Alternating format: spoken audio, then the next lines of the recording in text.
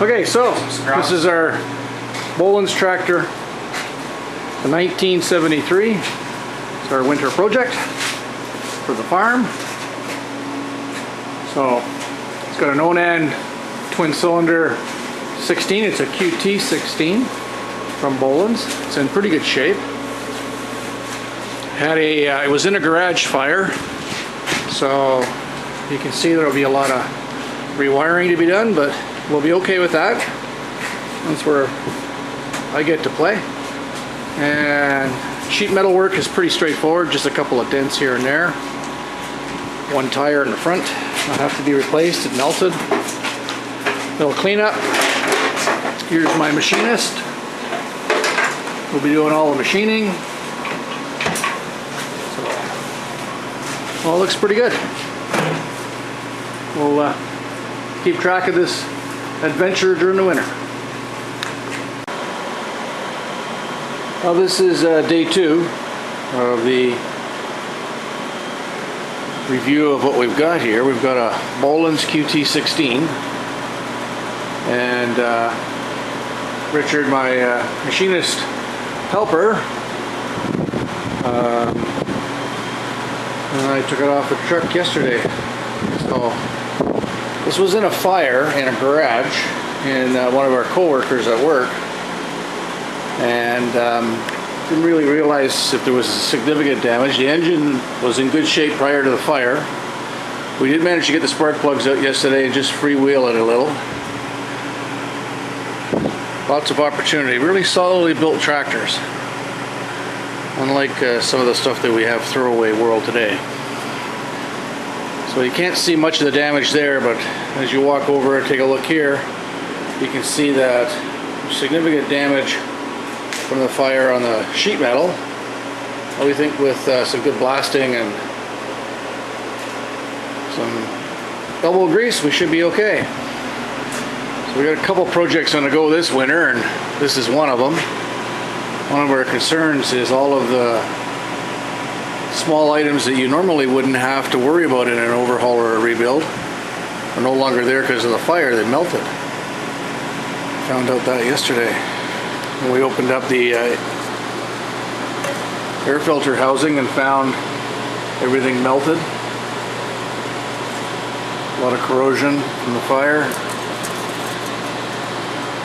And of course the wiring is totally gone, so it's going to be an adventure. The previous owner did put an electronic ignition in, but it's melted as well, so we're not sure where that's ended up. That's where we are today. Today the goal is to pull the engine out. You can see I've got it on a hydraulic stand table, and before I start working I'll put a bracket in there so the cylinder can't slide out on me. But right now it's time to start pulling apart. Later.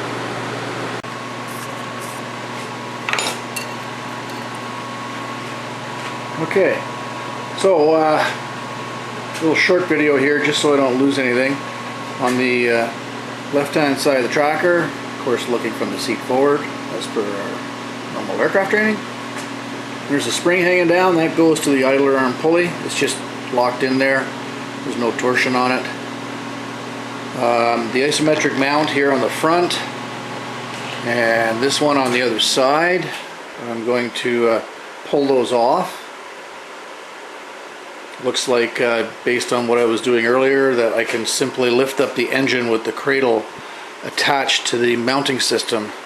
The problem is in the back the fire destroyed those two mounts, so we're not really sure how this is going to come about when we're done, but just need the drive shaft to the hydraulics done, and then the engine should come out. Of course we'll have to drop it down and use the crane.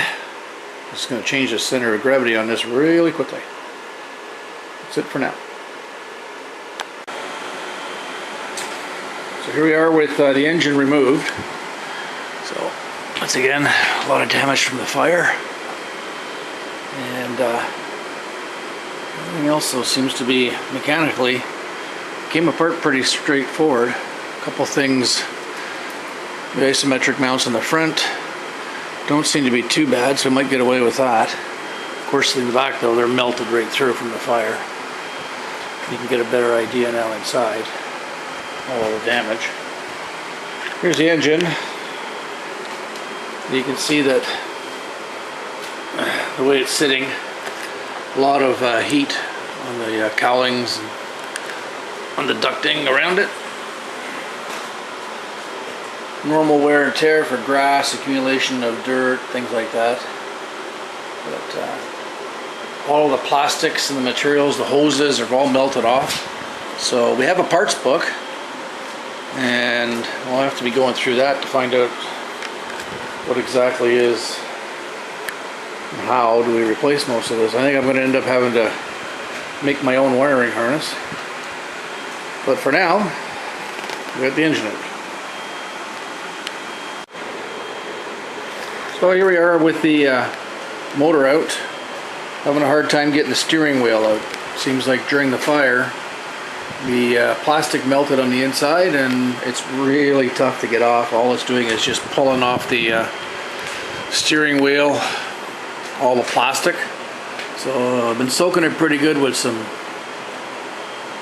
penetrating oil and we'll see what happens. But once again, it's in good shape. There's making headway here. None of the pins have been worn. Everything turns freely. I'm really surprised how easy things are coming out. So it's working really good. And there's the boat, waiting for the jack plate that I ordered. So here we've got the muffler off earlier today. That's the attachment bar for the back for a rear lift off the hydraulics. There's the front drive off the engine, so that it goes to the hydraulic for the drive system. Some nuts and bolts. That's what's left of the fuel tank right there. Not much at all. And all the wiring, of course, is basically scrap. There's nothing left of it. And once again, here's the engine. Not really sure what we're going to do, but previous owner said it worked really well before the fire, so thinking that's probably a good idea to continue thinking that way. For cost anyway, but biggest problem will be all the plastics, all the hoses, take everything apart, take the rust off, and then there is no ignition system whatsoever for it. It's all melted, the coil, everything gone.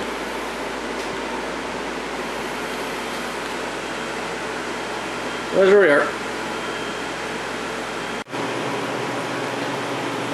So we've just finished washing it, or I have anyway. My helper's not here today.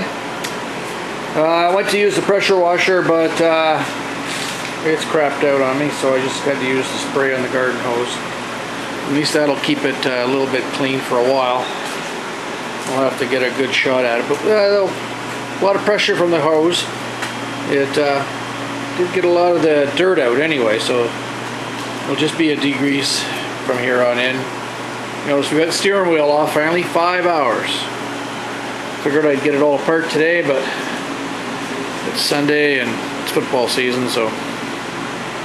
But doing good. Biggest thing, like I said, is going to be the engine. How we're going to get that, whether we invest in a new one or go through the whole, try to find out if it works, and then purchase a lot of electronic parts that may not work. Might be easier just to part the engine out. So I'll put a little 3-point hitch on the back when we're done. And we'll have to take everything apart.